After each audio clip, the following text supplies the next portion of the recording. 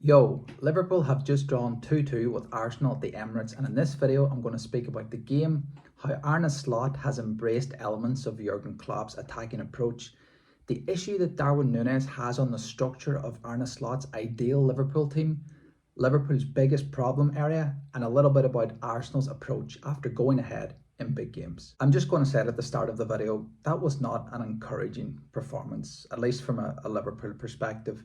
On paper, it looks like a valuable point, but in context, you can't help but feel disappointed. Arsenal were missing two of their best players, then Gabriel hobbles off 10 minutes into the second half, and Timber with 15 minutes to play. Of course, Liverpool were missing Alisson and Diogo Jota, but if we're speaking about Liverpool as title contenders, which I'm personally not convinced they are, they do need to show a little bit more than they showed today, in my opinion. Liverpool struggled today and have struggled since the opening game of the season against Ipswich at playing through the opposition's press. And if you compare that with Arsenal in this game, who, especially in the first half, easily beat the 4-2-4 press of Liverpool, either by finding players between the lines or playing it to their wide players who had dropped just in behind Liverpool's pressing wingers. In contrast, when our central defenders had the ball today, they just passed the ball between them, they drew the press from Arsenal, then they went back to Kelleher, who just played long diagonals into the channels. Liverpool still looked to be at their best when they play direct balls into their attacking players or in attacking transition. They're not convincing at playing between the thirds, and they look lost at times when they're playing against an opposition who has dropped a little bit deep. I think one of the reasons that Liverpool did play a high volume of long passes today was to try and get Luis Diaz in behind Thomas Partey at right back, who was playing out of position. And as we saw against Chelsea, Mohamed Salah is really good at playing as almost like a target player and flicking the ball inside. He's very strong, he's good at holding the opponent off. He's a very good target from long balls and from goal kicks. But this is not how Arne Slot wants his teams to play. I think he's compromised on his philosophy a little bit since becoming the Liverpool head coach, which I don't think is necessarily a negative thing. I actually think that this tactical flexibility is a big plus. Unlike Jurgen Klopp, Slot doesn't want his teams to bypass the midfield. He likes to outnumber the opposition in the middle, and he likes his sides to attack centrally with lots of combinations between the central midfield players, which we have seen glimpses of at times this season. Short vertical passes and third man runs in the midfield is what you expect to see a lot more of from an Arne Slot side. However, in the last two Premier League games, we've been outnumbered in the midfield, and one of the reasons for this is the absence of Diogo Jota. Unlike Darwin Núñez, Jota tends to drop into midfield and play on the same line as Dominik Szoboszlai.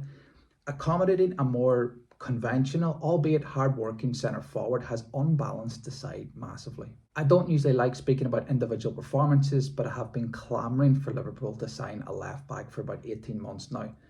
Andy Robertson has become a major liability in this team, especially since he's essentially playing as part of a back three. I'd love Liverpool to sign a left-footed central defender who's comfortable on the ball to play in that position. I think that's where Calafiori is going to play in the long term for Arsenal, and we all know how good Gvardiol is in that position for Manchester City and Nathan Ake before Gvardiol came into the team. Kostas Tsimikas is not the answer, and as well as Joe Gomez did in that position last season, it's clear that Arne Slot doesn't trust him too much, and he probably does want a left footer in that position. Speaking of our fullbacks today, despite that one moment of quality when he was involved in the goal, I thought Trent Alexander-Arnold was really poor. Some Liverpool fans say that it's a myth that Trent can't defend, which there's an element of truth to, but he's definitely not a good defender, and he certainly doesn't have much of an appetite to defend. He's incredibly fortunate that he has Ibrahima Konate playing essentially as a sweeper on the entire right-hand side of that defence. Look, I guess the result is a positive one, and I really like Arne Slot as a coach. It's going to take some time for this team to fully actualise his vision, but I was disappointed with the performance today, not necessarily with how the team was set up. I was more disappointed by some of the aforementioned individual performances that we've seen. I thought Arsenal were the better team in this game, but they do need to stop retreating when they take the lead in games of football, especially at home and in such a big game, and when they've been so dominant. As a Liverpool fan watching that game, I was delighted to see them drop back in the second half and hand the initiative back to us, because we really struggled when they were on top of us. I have praised Arsenal for their out-of-possession approach under Mikel Arteta many times, and I get that you can't control games of football without the ball, but I do think that this season they've lost points by abandoning the front-footed approach that they've started with. even when playing against 10 men, and especially when they're only protecting a 1-goal lead. Anyway, those are my initial thoughts on the game. Please let me know your thoughts in the comment section below. What do you agree or disagree with what I've said? And lastly, please do give the video a like if you liked it, and subscribe for more football related content just like this one.